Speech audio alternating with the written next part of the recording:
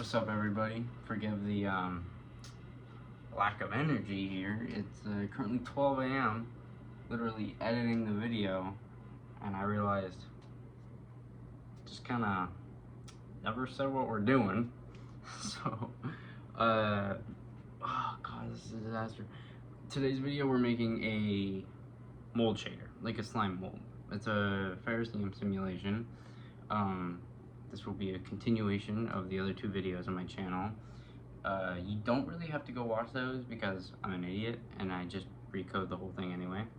I basically like re-explain everything, so don't feel like you have to go watch those videos, but I definitely go a lot more in depth. Like the other two videos are a lot more like tutorial videos, and I actually show you, as opposed to today's video where it's more Sebastian lag, where I just kind of go over everything and I kind of show you kind of broadly what I did, but like, and I kind of explain the concepts, but like, I don't go as in depth like tutorial wise as the other two videos, but again, I explain them, so enjoy. What's up, everybody? Welcome back after what I can only imagine is probably the most jarring jump cut in all of YouTube history. So the whole thing is the reason I'm a brick, straight up I'm a brick. I'm a pretty big idiot, you know, and I just hit record forgetting that I'm actually gonna have to code the thing I'm talking about today. So, you know, I had to go actually do that. So here we are, all coded up. You know, you see the setup. You got the poster, Arigato, for my 2 German viewers. Wu-Tang Clan for my 4 Detroit, Chicago viewers. Nah, Wu-Tang was New York, I think. I don't know. Anyway, moving along. So, a mold shader. Last 2 videos, what we did, if I remember correctly, is we made the damn thing and we made something move on it. I'm gonna throw up images right here. Y'all let me know if I actually do that. Alright. What did I do this time? Well, I made this. It's pretty impressive. So how do we get from this to this? A big question. Biggest question of all time, really. That might be a pretty big life question too. How do you get from point A to point B? You gotta figure out the steps. I don't know what I'm doing here, but you gotta figure out the steps. So step 1. I'm thinking here. All right. Step 1. What do we want to do? We want to go from the walkie guy. So we want to blur. Step 1, blur. Beautiful. Beautiful. Now that's how you make a YouTube video. Step 2. Make multiple. Kind of out of order there. You know, I'm gonna have to reframe buffers there, but it's all right. It's all right. It's all right. Step 3. Bread and butter, aka make them follow each other. You know, heading style and all that bullshit. All right. So let me walk you through what I did. So step 1 for what I did is I didn't do any of that. I recoded the whole thing. You're gonna learn, right? Okay, little side tangent here. You're gonna learn pretty early on in computer science that it's easier to remake the whole thing than to do a little change. Pro tip there. Just gotta redo the whole project. You'll be golden, because then you'll know it in your mind. Type stuff. Can't swear yet. It's under 5 minutes. All right, getting it going. Good time. We're making good time here. Step 1. What did I do? Recoded the whole thing. So basically, I implemented it. So Modern GL works off of work groups. Throwing up a little graph here. Sorry, let me reframe that. Throwing up a little graph there. All right, work groups. Basically, GPU work groups. They're the number of work groups. There's thread in the work groups. You dispatch a number of work groups based on the amount of threads you want. The whole shebang. All right. So the important part here is you gotta approach it with the mindset of an alpha male. Alright, cutting the chase here. I started the project and first thing I did was I implemented a bunch of textures. Right? Then what I wanted to do after that is I wanted to create an agents buffer. This agents buffer is going to be what you use, or what I used, depending if you're using this as a tutorial. Tutorial. You know, don't use it as a tutorial. I'm not that good of a teacher. All right. This agents buffer, beautiful, is what we're going to use to track positions. First thing you have to do before you create that buffer is you need to know what's inside that buffer. It's like creating an array. Why would you create an array before you know what the array is used for? So, first thing you gotta figure it out. And I racked my brain. Vec4, baby. It's all in one. It's inclusive. It's got 4 float 32s. And that's what we need. So, why Vec4? Basically, we're in a 2D space, so we need an X and we need a Y. X, Y. That determines position. Say it with me now. Position. Alright. Now, you notice Mr. Cabin, if I may. Why didn't you use a Vec2? Well, let me tell you. Too few. A little alliteration for you there. Alright, now we needed a heading because a position in an empty grid, basically how my life is. No direction. Get the heading on there. Wow. Now we have a vector 3. Wait. Vector 3. Yeah.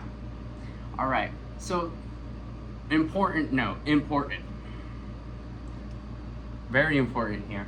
Vector 3s in GLSL, at least, I'm pretty sure in all shaders, in all, like, HLSL, GLSL, slang, metal, whatever, WebGL, MGL, freaking SPLG, it's all Vec4s, baby. That's it's all Vec4s to me. What do I mean here? Vec3s. So, 3, worst number in the world. You divide 4 by 3, what do you get? A repeating number. What do computers not like? You got it. Say it with me now, repeating numbers.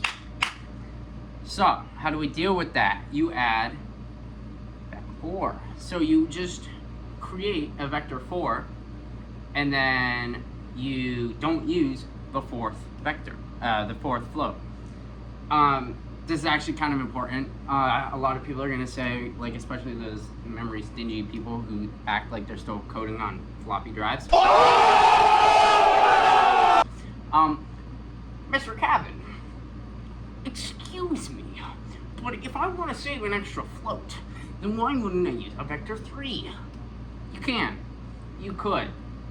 You don't want to.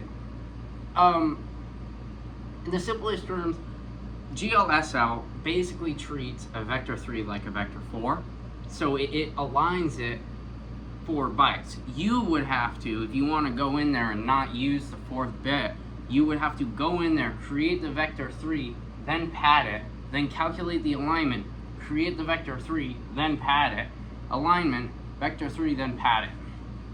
Or you can do Mr. Cabin's way, create the vector 4, don't use the 4th one.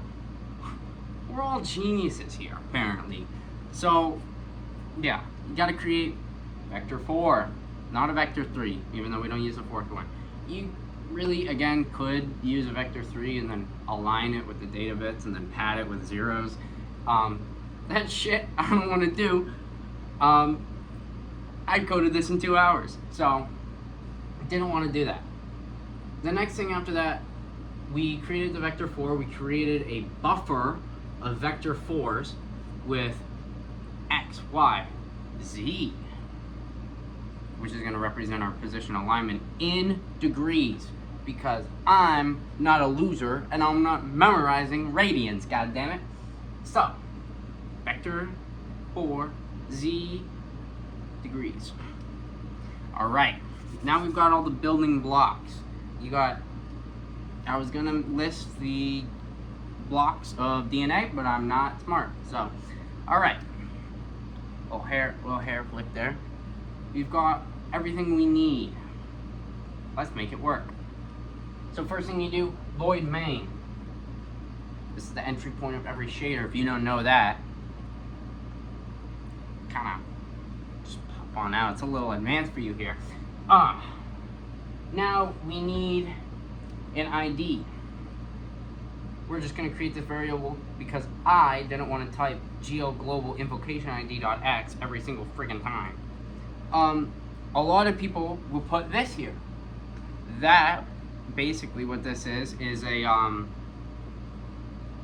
check. It's basically a check. It makes sure that you're not invocating more than is in your array. So for instance, backing up here, when we invocate with this. We invocate based on the length of the array. So we create work groups for the length of the array. We're not like other shaders where we're not running per pixel, we're running per array and then drawing it on a screen texture. Because if I did it per pixel, I would have to calculate every single agent, and then I would have to check if that agent is on that pixel, and if he is, then I would draw it. Don't want to do that. So we're just running over all of the arrays, all of the elements in the array in parallel. So that's why people put that check there to make sure that you're not out of bounds exceptioning. If you code, you know what that means. You know, you're not accessing an element of the array that does not exist. But, I made it myself, so I didn't want to do that. Moving on. We then, after we create the ID, we need to move it based on the heading. I've covered all of this in the other video, so, at this point, we're in the other video, moving based on the heading. Next thing after that is we blur it. So we got to create a new compute shader. We've got to pass it a texture. And then with a little bit of magic and a lot of ChatGPT, YOLO this guy, you get a blurred texture. Now you'll notice we have 8. I think at this point it'll be 8. We have 8 on there. Why do we have 8? Actually, it's going to be 64 because I'm not rewriting the code for this bit. You'll notice we have 8 guys moving out in one little thingy, right? And it's blurred. Why is it 64? Keep misspeaking here. Why is it 64? Because when I dispatch it based on the work groups, and I create the amount of agents, or Ferricium, whatever you want to say. If you're a fancy guy and you want to use Ferricium, use Ferricium. I call them agents. The whole video I'm going to call them agents, so deal with it. I create the amount of agents based on the local X invocation. So the amount of threads. I create it based on the amount of threads so that it's always perfectly divisible. Smart guy here. Smart guy there. Wow. So it'll be 64 because that's the lowest number this simulation is going to allow. If I wanted to rewrite it, it would be 1. But I would only ever do that for a bit purpose, because if you run a slime mold simulation with 1 agent, you're a loser and you just did it for fun. Not that I'm not doing it for fun, but I want to see something. So we're getting on there. 64 agents are all blurred. I might have skipped over this. Create them in a circle. How do you create them in a circle? Well, I didn't skip over this because we're actually about to get to that. Slime mold simulations. Your CPU can create maybe, depending on your CPU, 1,000. 1,000 of them in Python, which is an incredibly slow language. So you'll probably be able to run 1,000 of them. And that might be close to the upper limit here. So what do you do to answer that question? Another compute shader, baby. We're up to 3. Wow. So we create a compute shader called populate shader. Nice. And now basically that shader runs over every single agent. And in that shader, what do? Well, we create it importantly with the exact same local group X. Is it called local group X? Local size X. I'm an idiot. Same local size X, 64. Now, what do we want to do here? The local size X is a very important thing because I don't want to recode it multiple times to run for different shaders. So it doesn't have to be that big of a number. I'm the GOAT and I have a strong GPU. If you have a weaker GPU, drop it. But this is what worked best for me. It's going to take some tinkering for you.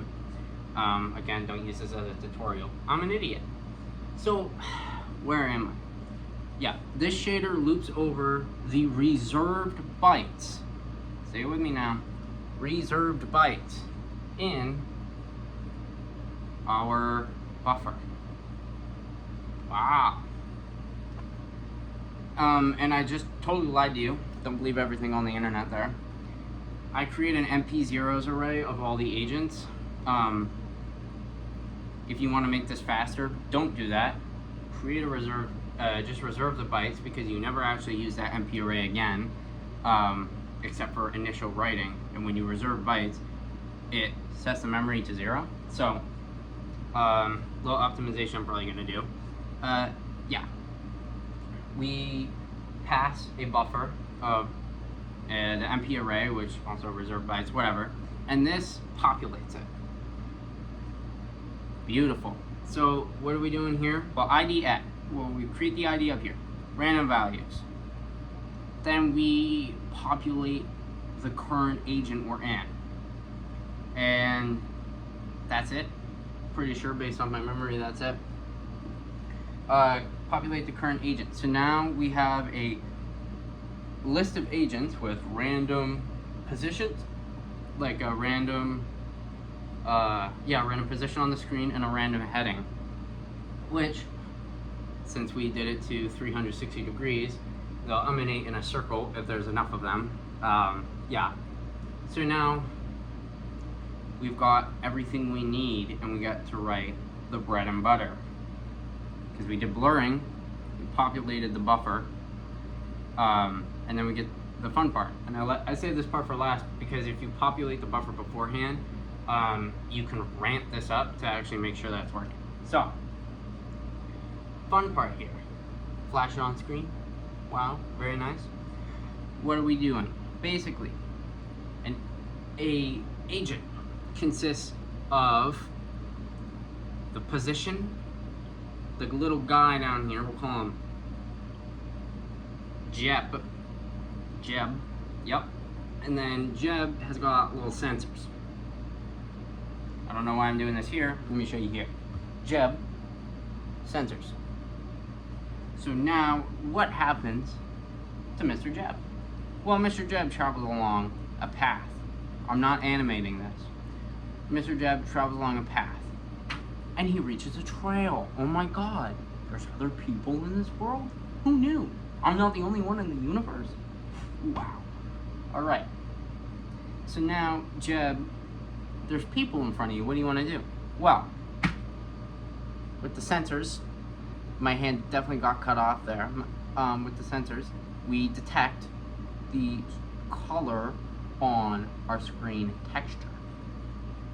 So, with the color on the screen texture detected, we then make a box, detect it in a box, average them out, and then whichever one is the greatest, it'll turn in that direction. Importantly, not by the sensor angle, but by some turn angle. You don't do it by the sensor angle. Well, you can do it by the sensor angle, but make it by a turn angle because then you'll have more control over the simulation. So, wow, a lot of stuff there, a lot of big stuff there. We've now created a, say it with me now, lost my train of thought there, never mind. So now he turns based on that, and if you don't fuck it up, like I fucked it up, ChatGPT, you get this. Wow, watch it go. We're brilliant coders here, people. Alright. Important mentions here. If you're doing this, you ramp up the number and it spawns only one in. I initially did this and I created a random texture. However, Modern GL has a texture limit of, a limit to the texture width of 32,000. So you can create a random texture for true randomness, or because this is an initial, like an initial population or a initial propagation of the population before it actually runs the simulation, you can grow a pair and use pseudo-random numbers, which every computer is pseudo-random numbers, but shaders are going to be even more pseudo-random because they don't have built-in randomness functions and stuff like that. So you have to write one on your own, and you don't want to take a lot of time to do that. So you make a sort of, kind of looks random enough function. Anyway, moving on from that. Important to note there that your texture is just too big and it's failing silently, because if you make a texture bigger than 32,000, wider than 32,000, it'll fail silently and it'll populate with all zeros because it hates you. Second important thing to note here, make sure that your sensor size is always an odd number so that it has a definable center, unless you're a loser and want to calculate gradients and the sort of center of things. So you could be a loser, have fun, but it's like a literal formula right here, invented by yours truly, because I was too freaking lazy to look it up. So yeah, formula on screen here. Wow. It just ups it to their closest random number, if it is a random number. Obviously use an if statement if you want, but if you don't know that, you should know that. Shaders and branching conditions. Shaders and branching conditions. No, don't do that. That's not a good thing. So it's a mathematical formula, bumps it up if it's 1, you know.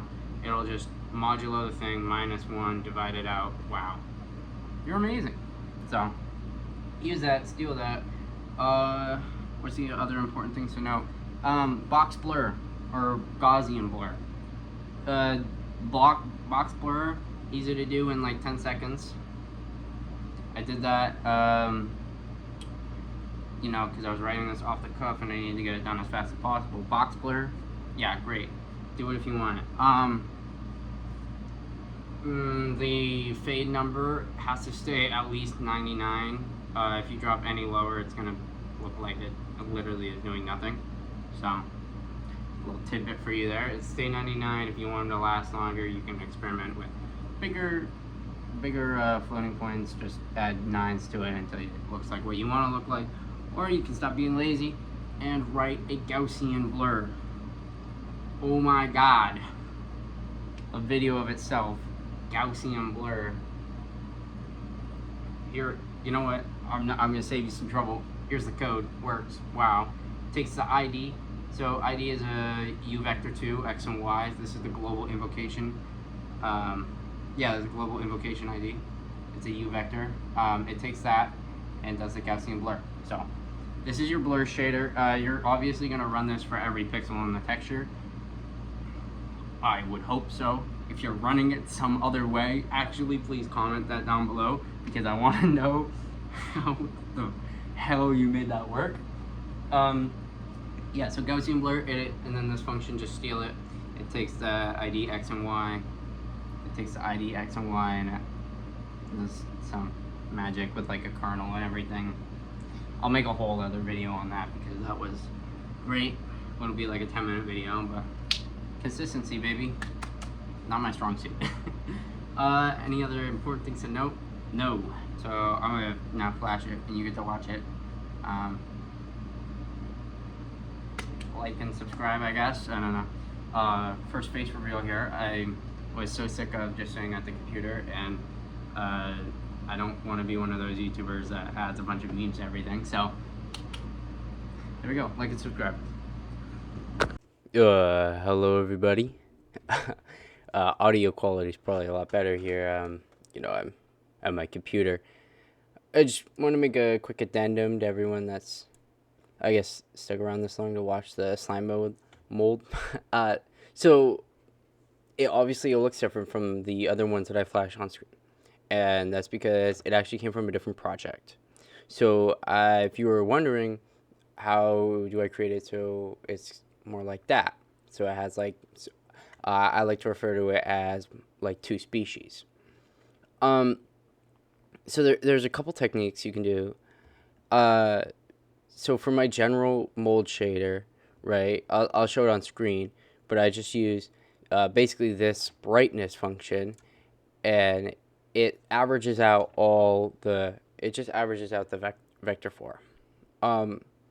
If you want to do something where it turns specifically towards a color, you would need to obviously just change that so it gets the brightness of a certain like the X or the Y depending on the type it is. And a big problem people are probably going to ask is, well, how do I pass it a type? The technique I used, at least for that mold shader that I just am showing now, actually, the technique I used was, if you remember, we created them in vector 4s. And a really good way of, just giving them a type is, instead of using the 0 as padding, so instead of just forgetting about the 0 because we needed it to have it there, actually put it to a purpose. So it would be the XYZ are the XY and then the heading, and then the W in the vector 4 would be the type, and you could create like 3 types or however many types you want, or can figure out at least with that. Another thing we do, at least in my code, is I render all of this with Pygame. And because Pygame, it doesn't take a like a array, like a NumPy array that has RGBA, and it'll only take an array that has RGB. So the alpha channel, like when I'm converting it over, and I didn't show the code for that because that's like completely up to whatever you decide to render with. When I actually end up just taking out the fourth, like the alpha channel entirely when I keep the surface. However, I actually still pass it through and everything, and it still goes through all the calculations. It's just, it remains 1, and it doesn't even get factored in at the end. I would say a way you could also do that is you could use that as sort of a channel and then kind of finagle a color to it. I don't know. There's a bunch of possibilities. The way I would do it, though, is vector 4, use the W to kind of set a species ID, and then use the brightness kind of based on that. So, yeah, just a little addendum to anyone who decided to stick around and actually watch past this. I hope you all have a great day.